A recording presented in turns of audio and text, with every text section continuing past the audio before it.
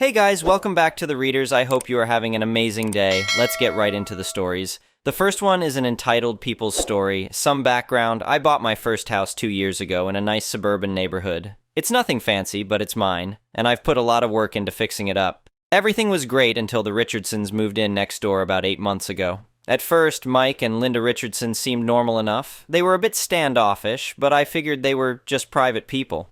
That changed when I started renovating my backyard. I had saved up to put in a nice patio and fire pit, which required some construction work. I made sure to get all the proper permits and only had crews working during allowed hours. One morning, Linda came storming over while the workers were laying the foundation for the patio. "This noise is absolutely unacceptable," she screeched. "How dare you disturb our peace like this?" I tried to be reasonable. "I'm sorry about the noise, but the work is permitted and they'll only be here during daytime hours. It should just take a few more days." A few more days? She looked like I'd slapped her. This is a quiet neighborhood. We moved here for peace and tranquility. Again, I'm sorry, but I have every right to improve my property. The noise ordinance allows construction between 8 a.m. and 5 p.m. on weekdays. She jabbed her finger at me. "We'll see about that. You're going to regret being so inconsiderate." I thought she was just blowing off steam, but boy was I wrong. The next day, I came home from work to find 3 giant foam gravestones had appeared in the Richardsons' front yard, right along our property line. They weren't your typical Halloween decorations either. Each one had a creepy message clearly meant for me. "Here lies the noisy neighbor who couldn't stay quiet. RIP to those who disturb the peace. Silence is golden. Noise is deadly." I couldn't believe how petty they were being. Still, I tried to ignore it and let the construction continue, but things only escalated from there. More gravestones appeared every few days, each with increasingly threatening messages. They added flickering lights and started playing creepy music that just happened to be aimed right at my bedroom window. They even put up a life-size Grim Reaper figure that they would move around to face different parts of my house. The final straw came when they added a gravestone with my actual name on it, complete with today's date as the death date. That crossed a line from annoying into threatening territory. I went over to talk to them one last time, trying to be civil. "Look," I said when Mike answered the door, "I understand you're upset about the construction noise, but these decorations are getting out of hand. Using my real name crosses a line." Mike just smirked. "I have no idea what you're talking about. We just really love Halloween decorations. If you feel threatened by them, that's your problem." "Halloween is months away," I pointed out, "and we both know exactly what you're doing." Linda appeared behind him. "Are you threatening us?" she demanded. "How dare you come to our door and harass us? We'll be calling the police." I couldn't help but laugh. "Go ahead. I'd love to explain to them why you have a gravestone with my name on it in your yard." That's when I decided to fight fire with fire, but legally and strategically. First, I set up security cameras covering my entire property and their yard. Then I called my friend Evelyn, who happens to be a lawyer specializing in harassment cases. Evelyn reviewed my photos and videos of their decorations and grinned. "Oh, this is good. They've given us plenty to work with. The gravestone with your name definitely counts as a threat." We put together a cease and desist letter outlining exactly how their actions constituted harassment and intimidation. We also included references to specific local ordinances they were violating with their excessive decorations and noise outside of holiday periods. The letter arrived at their house via certified mail on a Tuesday.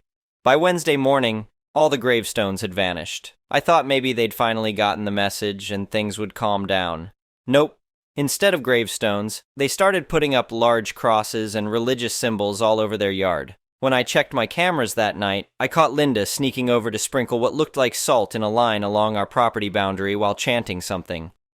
"We're just expressing our faith," Mike told the code enforcement officer who came to investigate my complaint. "You can't discriminate against our religious expression."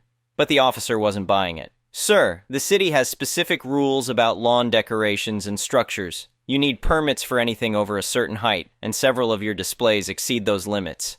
They were forced to take down the larger displays, but they just replaced them with smaller ones. Every morning I'd wake up to find new weird symbols and trinkets arranged along our property line. That's when I decided to have some fun with it. I did some research on local laws and found there was nothing preventing me from putting up my own decorations. So I went shopping. The next day, I set up an entire Rainbow Pride display along my side of the property line.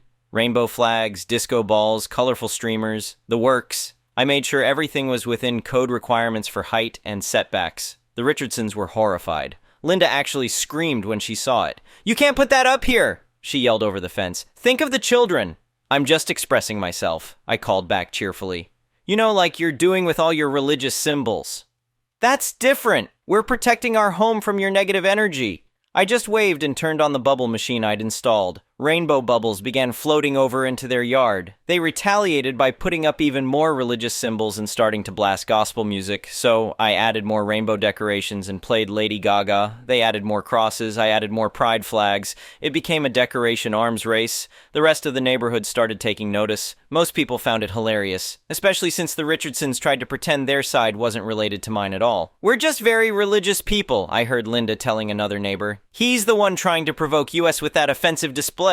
The neighbor just raised her eyebrows. Funny how you weren't this religious before he put up his decorations. Things came to a head when the Richardsons decided to host a prayer circle in their front yard to cleanse the neighborhood of sin. They invited a bunch of people from their church, none of whom lived in our neighborhood. The group spent hours singing hymns and praying loudly about saving the souls of sinners. They even tried to sprinkle holy water onto my property. What they didn't expect was for me to host my own event at the same time, a fundraiser for the local LGBTQ+ youth center. I invited friends, neighbors, and local PFLAG members for a barbecue. We had music, food, and lots of laughter. The contrast between their angry prayer circle and our joyful gathering was striking. Several of their church members actually ended up wandering over to get some food and stayed to chat. By the end of the day, the Richardsons were furious to see their own pastor enjoying a burger and talking with one of my drag queen friends about fashion. "You're corrupting our entire congregation," Linda shrieked at me later that evening. I just smiled. "I'm just being neighborly. Maybe if you spent less time putting up threatening decorations and more time actually getting to know people, you'd have more friends." That really set them off. The next morning, I woke up to find they'd covered their entire yard in enormous religious banners and were blasting prayers through speakers at full volume. Perfect. That's exactly what I'd been waiting for. I called the police to report the noise violation.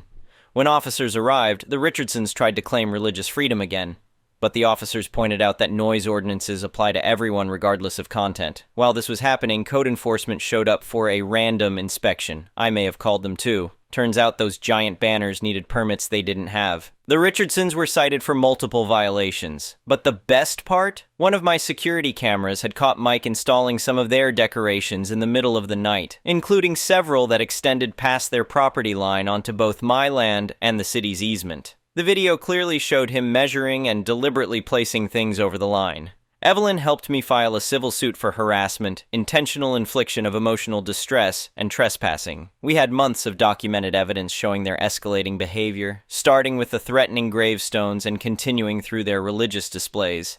The Richardsons tried to countersue, claiming my pride display was harassment against their religious beliefs. The judge literally laughed at that argument. "Let me get this straight," she said during the hearing. "You put up gravestones threatening your neighbor, then switched to religious displays only after receiving a cease and desist letter, and you're claiming he's harassing you with some rainbow flags." Their lawyer looked pained. I almost felt bad for him. Almost. The judge ruled entirely in my favor. The Richardsons were ordered to pay damages, cover my legal fees, and remove all unpermitted structures from their yard. They were also banned from putting up any decorations specifically facing my property, but I wasn't done yet. Remember that youth center fundraiser? Well, it turned out several neighbors were really impressed by the work they do. We ended up forming a neighborhood association to support them. Guess what our first project was? Getting city approval to paint the crosswalks in rainbow colors. The proposal passed with overwhelming support from the community. The Richardsons had to drive over those rainbow crosswalks every single day. They put their house on the market a month later. Their realtor hosted an open house, and I made sure to keep my pride flags flying. I may have also timed another fundraiser barbecue for the same day. The smell of grilled burgers and sound of disco music really added to the ambiance. They finally sold their house last week at well below asking price. I heard through the grapevine that they're moving to a strict HOA community where these kinds of things won't be allowed. The new neighbors moving in seemed great. They actually came over to compliment my decorations and ask about the youth center. As for my backyard patio, it turned out beautifully. I host regular gatherings there now, and the whole neighborhood comes, except the Richardsons, of course, who are probably still trying to cleanse themselves of my negative energy. I kept one of their smaller gravestones as a souvenir. It sits by my fire pit now, repainted in rainbow colors. Sometimes the best revenge is simply living well and letting karma do its thing. The youth center ended up receiving over $10,000 in donations from our neighborhood fundraisers. Several of my neighbors now volunteer there regularly. Even the pastor from the Richardsons' church became a supporter after seeing the important work they do. So I guess I should thank the Richardsons. Their ridiculous attempt to threaten and harass me ended up bringing the neighborhood together and doing a lot of good for the community. Sometimes the best way to fight hate is with love, joy, and a healthy dose of fabulous rainbow decorations. Update. Neighbor with fake gravestones got what they deserved. Wow, I was not expecting my original post to blow up like that. Thanks for all the supportive comments. Since so many people asked for an update, here's what's happened in the 6 months since the Richardsons moved away. First, remember how I mentioned they were moving to a strict HOA community? Well, karma has a way of coming back around. I heard through mutual acquaintances that they're already in hot water with their new HOA board. Apparently, they tried to pull the same religious expression stunt with excessive decorations and got shut down hard. The HOA has very specific rules about lawn decorations, and religious items aren't exempt. But here's where it gets really good. Their new next-door neighbor is the HOA board president's gay son. He and his husband have lived there for years and are beloved in the community. When the Richardsons tried complaining about their lifestyle, the entire neighborhood turned against them. Last I heard, they've racked up thousands in HOA fines and are trying to sell that house too. Good luck with that. Their religious display antics are all over social media now. Any potential buyers who Google their names will find the whole story. As for my neighborhood, things have only gotten better. Remember those rainbow crosswalks we got approved? They inspired other positive changes in the community. We now have a thriving neighborhood association, not an HOA, we don't do that here, focused on community service and inclusion. The Youth Center partnership has been incredibly successful. We've expanded from just fundraising to offering mentoring programs, college application help, and job training. Several local businesses got involved after hearing about our initiatives. One company even started a scholarship program for LGBTQ+ youth. The best part? Remember that pastor who came to my barbecue? He reached out to me a few months ago asking for help. His church was losing younger members and he wanted to make it more welcoming to everyone. We worked together to start an LGBTQ+ youth support group that meets at the church. The Richardsons' old congregation is now known as one of the most progressive and inclusive churches in the area. My new neighbors, the ones who bought the Richardsons' house, are amazing. They're a retired couple who love gardening and actually asked my advice about landscaping. We've combined our backyard spaces into one big garden area that we both maintain. They even helped expand the patio that started this whole drama. We added a pergola and string lights to make it perfect for evening gatherings. Speaking of that patio, it's become the neighborhood's favorite gathering spot. We host monthly community dinners where everyone brings dishes to share. Last week, we had over 50 people show up. The diversity of food and people was incredible. Exactly the kind of neighborhood character the Richardsons claimed they wanted to preserve. Oh, and that rainbow-painted gravestone by my fire pit? It's become something of a local landmark. People love hearing the story behind it. A local artist even asked to use it as inspiration for a sculpture about transforming hate into love. The piece will be displayed at the youth center. But my favorite development came just last week. I got a letter from Linda Richardson's sister of all people. Turns out their behavior had been causing rifts in their family for years. After seeing how their harassment backfired and actually made our community stronger, several family members cut ties with them completely. The sister apologized for their behavior and thanked me for handling it with grace and humor instead of matching their hatred. She's now volunteering at an LGBTQ+ center in her own city, inspired by how our community came together. The Richardsons themselves? They're apparently living in a rental now while trying to sell their HOA house. Their lawyer dropped them after they tried to file another harassment lawsuit against their new neighbors. The judge who handled our case had made some very clear warnings about filing frivolous suits, and their lawyer wanted no part of it. I drive by their old house every day on my way to work, and those rainbow crosswalks never fail to make me smile. What started as their attempt to intimidate me with creepy gravestones ended up creating positive change that's still rippling through the community. Several other neighborhoods in our city are now talking about painting their own rainbow crosswalks. The youth center's success has inspired 2 other centers to open in nearby towns, and our neighborhood association is helping other communities set up similar programs. I've had people ask if I regret engaging with their nonsense instead of just ignoring it. Honestly, no. Sometimes you have to stand up to bullies, not just for yourself, but for everyone they might target next.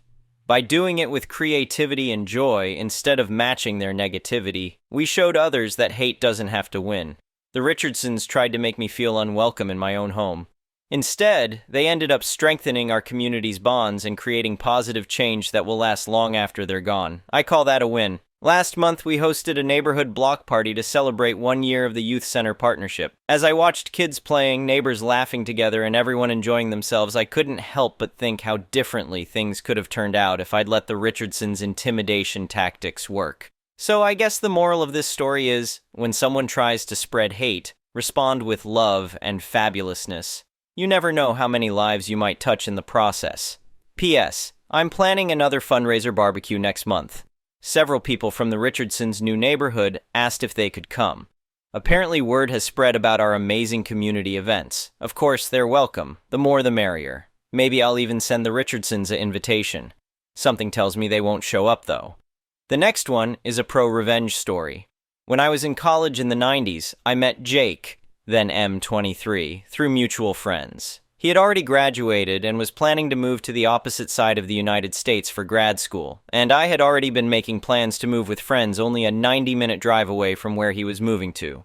We had so much in common, fell in love, and it really seemed like fate, both planning to move 3,000 miles and landing so close together. He had 2 sisters and a younger brother who were all awesome people, and I became instant friends with them as well. Because he was in school and I was working, I would usually go to him to hang out on weekends. He was renting a house with 2 roommates, also in his program. We were young, so money was tight, but we had fun, went for taco dates, and spent a lot of time at his house where he was breeding and selling small animals. Jake was an animal sciences PhD student, so being around animals was normal, and I loved it.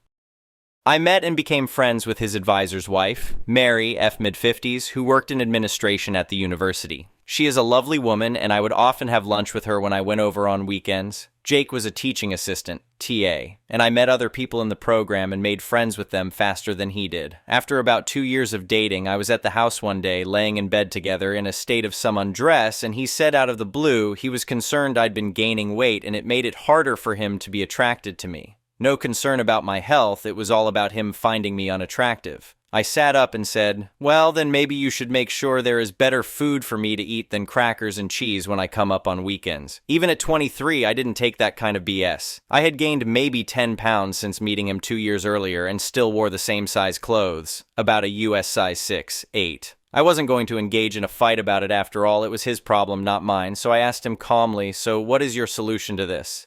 He stared at me blankly and said, well, I guess that you should try to lose weight. And I said, nah, I'm not going to do that, so what are you going to do about it? He said, well, I guess nothing. I wanted to let you know how I feel. And I said, cool, thank you. Put my clothes back on, went to sleep, and drove home the next day as usual. We keep dating, and about 3 months later, he called me and said he wanted to break up after close to 3 years. The reason, and I quote, you don't know enough about science.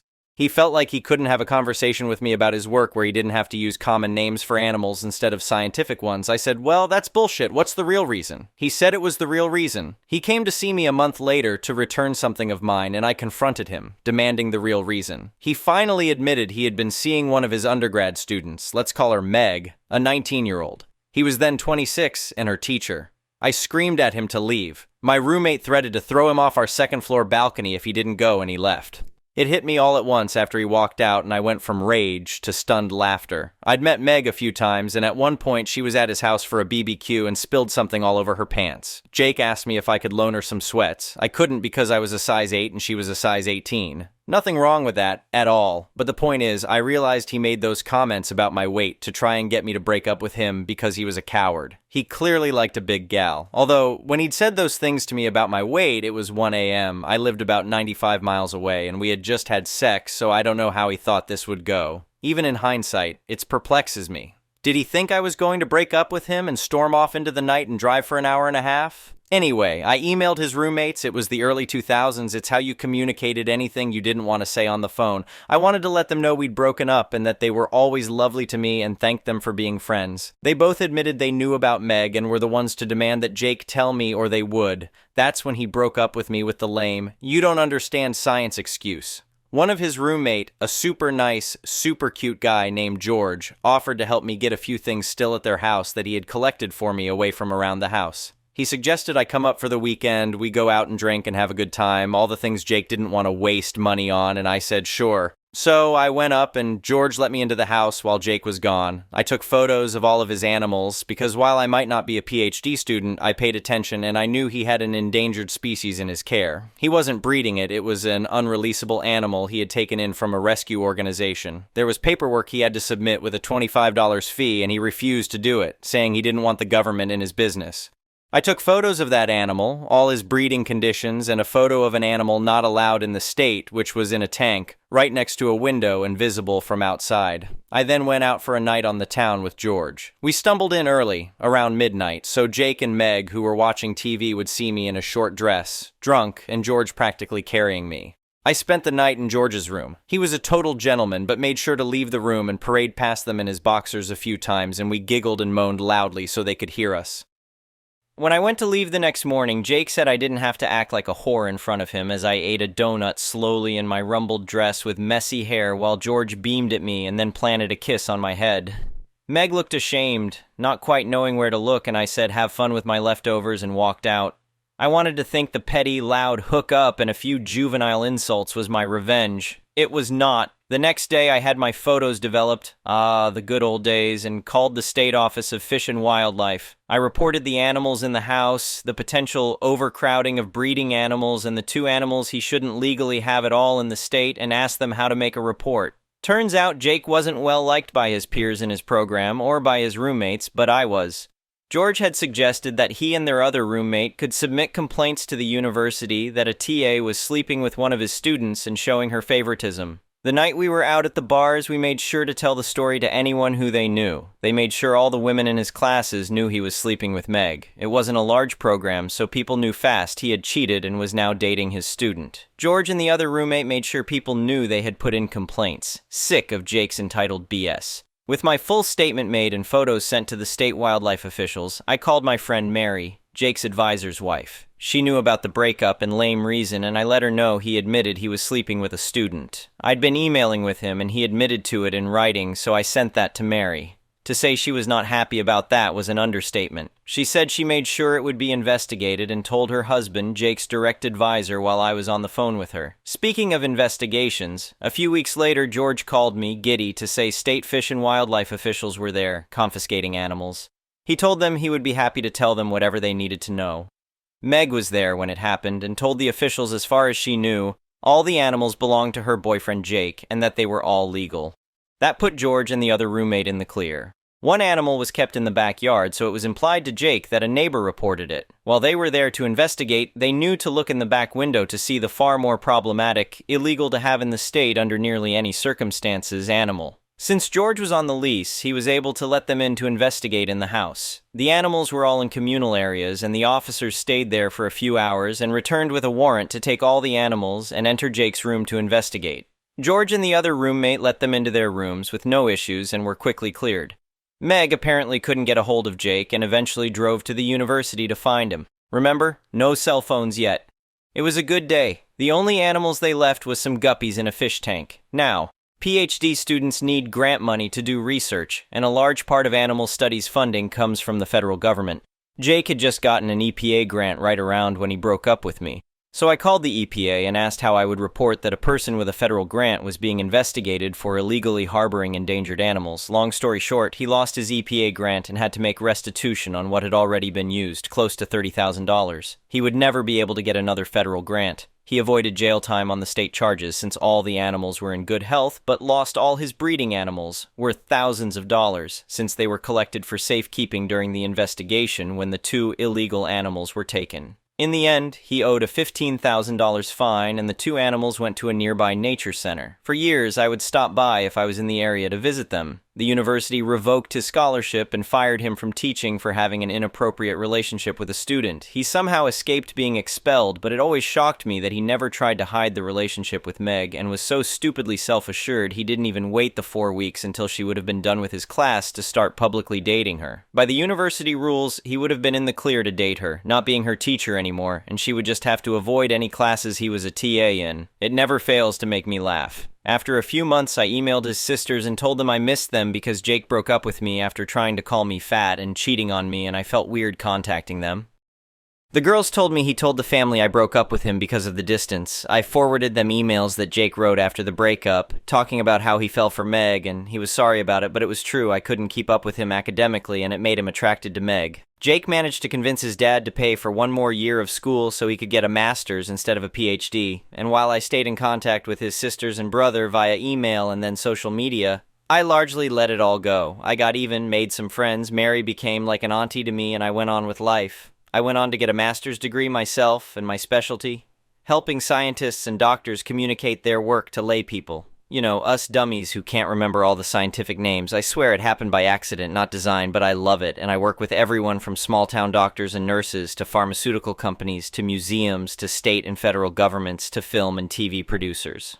I travel a lot and speak and get to learn a lot of cool things about our planet and how things work. I knew through his siblings that Jake and Meg got married and had 2 kids. Meg dropped out of the sciences and became an accountant. Jake went back to breeding animals. Every once in a while, his sisters or brother would tell me something over for lunch or via text, but we had our own relationship that exists outside of him. Apparently, when I sent a wedding gift for one of his sisters, he loudly complained at a co-ed bridal shower that all of his siblings still were my friend and didn't make an effort to embrace his now wife, Meg. Apparently, the sister just laughed and said, "I don't make it a habit to be friends with homewreckers." This is how Jake's parents found out how their relationship started and ours ended 10 years after we broke up. Jake never found out I was behind reporting him to the state, and in the end, I didn't lie about a single thing, except maybe exaggerating a drunken makeout session with George, who is now a successful and tenured professor with a lovely wife and daughters. Fast forward about 20 years to a few weeks ago. I was at a university giving a lecture to a room of 250 undergrad and grad students. In the end, I was mingling with the student afterwards, and I hear a voice say, "Hey, OP, long time no see," and I realize it's Jake, and I didn't change the expression on my face at all. I was completely shocked, and my instinct was to play dumb.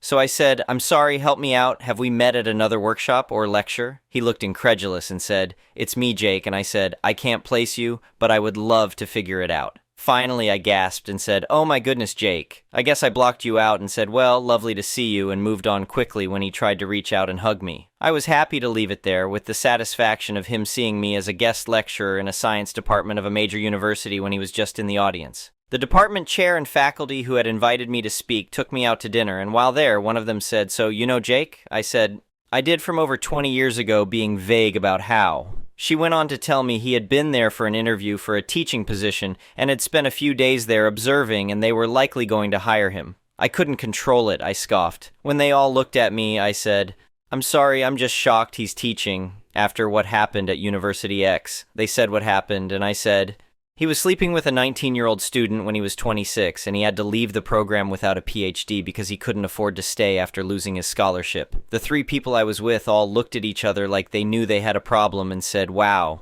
we'll have to look into that and change the subject." My old friend Mary, retired a year or 2 now, but still friendly with her old collages, called me this weekend to say a friend at the university let her know someone had called doing a background check about Jake, and they pulled his file, which included being fired, leaving the program with a lower degree, and the complaint letters from over 20 years ago about his conduct. Mary's name had been on it with her husband listed as the faculty advisor, so she thought she'd like to know. As a bonus, it had a copy of his arrest record for the illegal animals. I guess his dad had paid for a decent lawyer to get the record expunged after the charges were reduced, and he paid the fine so it doesn't show up on a standard background check. I don't think he's going to get that job. So I will return to my life, content that the universe comes through sometimes, especially if you give it a little nudge now and then. The best revenge is when you don't have to do anything wrong, you just have to help direct knowledge to the right places. If there is anything I can impart to any young women and men reading this, as I shimmy happily into my now size 10 pants, it's that, if someone who is supposed to love you complains about your weight or looks, that is their problem to fix mentally, not yours, and maybe it's time to check out what they are doing behind your back or simply move on. Remember though, it is their flaw, not yours. If Jake hadn't been a coward and tried to make me break up with him and just ended things with me in a mature way, I might not have found out about Meg and turned his own wickedness back on himself. Thank you for watching. I would really appreciate it if you could like the video and subscribe to our channel if you haven't already. We'll see you again tomorrow.